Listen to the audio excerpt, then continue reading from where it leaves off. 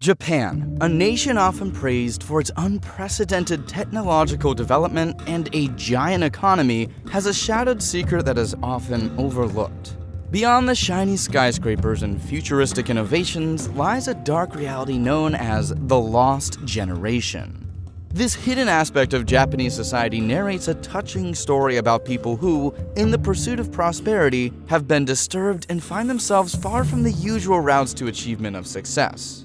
Comprising nearly 15% of the population of over 116 million, these individuals serve as a sad symbol of the nation's decline from its economic power and raise profound questions about the nation's future. In this exploration of the less highlighted aspects of the country, we embark on a journey through the tears and tensions of this decade and examine the challenges it poses to both the individuals it encompasses and the broader Japanese society. Just hold on your nerves as we take you to this dark decade of the century that humans ever witnessed, the lost generation. In the 1980s, the average GDP of Japan was booming at 3.89%, whereas Americans were struggling at 3.07%.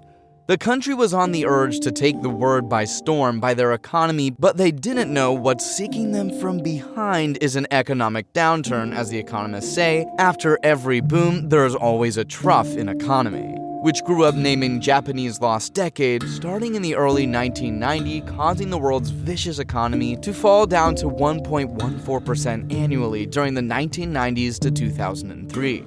The country's GDP growth averaged only 0.5% per year as sustained slow growth carried over right up until the global financial crisis and Great Recession, which results in many severe effects such as the banking crisis, lack of consumer spending, fiscal stimulus, social issues, and much more.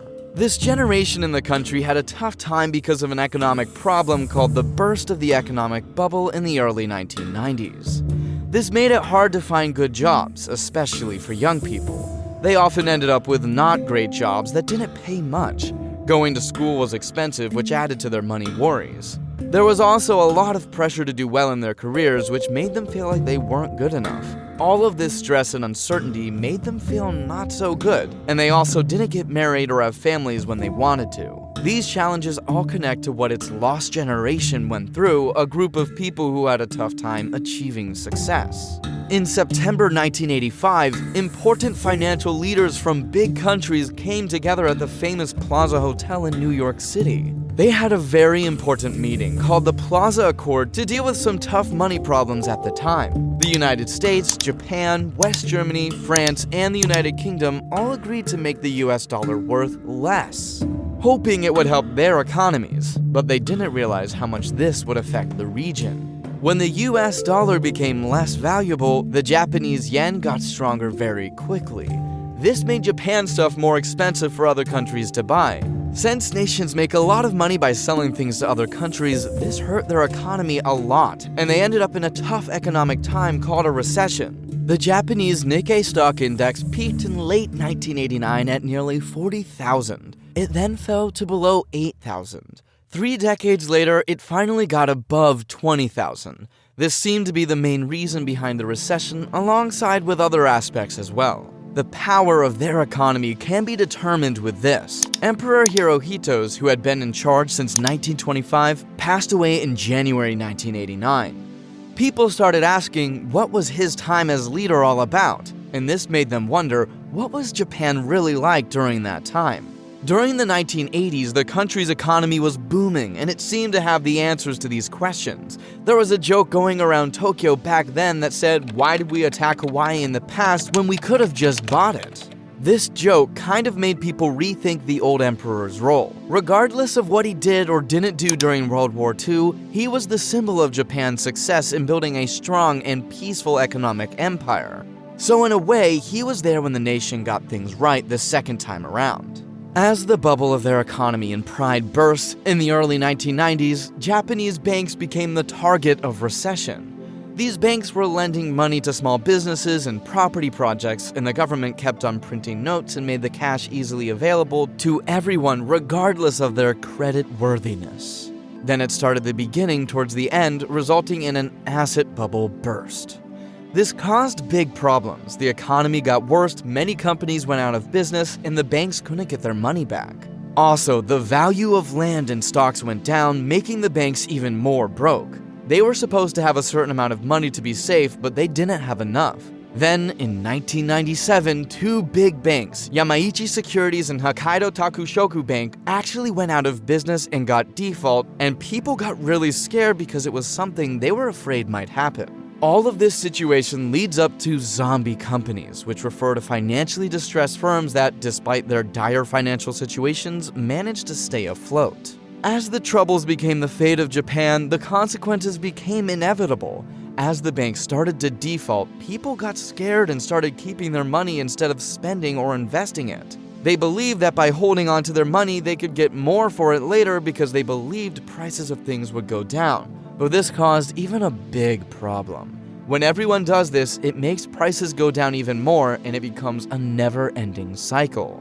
So people kept holding on to their money, and the situation got worse. During this deadly period of economic hardship, region found itself trapped in a vicious cycle. When the nation's economy took a downturn, it created a real-life crisis story.